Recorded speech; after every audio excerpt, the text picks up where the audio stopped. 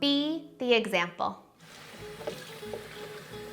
Oh, there's a little smoothie on your arm. There's a little smoothie on your arm. When we get smoothie on our arm, we wipe it up.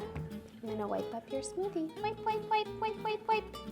I'm gonna clean the counter, clean the counter, clean the counter. I'm gonna give it to you to clean the counter, clean the counter, clean the counter.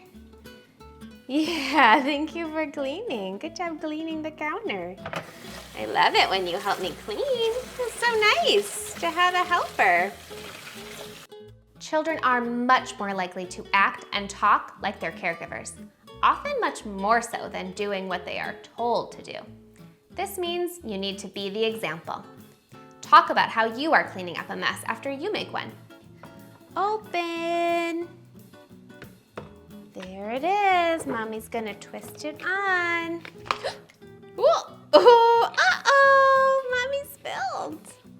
I'm gonna clean up the mess that happened. I'm gonna clean up the mess that happened. Model how to clean up the toys in a gentle way, and even use self-praise to motivate imitation. I did a good job putting those blocks away. I'm putting the blocks away. I'm cleaning up the mess I made. Okay, I see a vet kit that I'm gonna start cleaning up over here too. Oh, the vet kit. Bye-bye, vet kit. It was so much fun playing with you. Bye-bye, cast. Bye-bye. Medicine. Bye-bye. Oh, thank you, Jack. I wonder what else goes in the vet kit that I'm forgetting.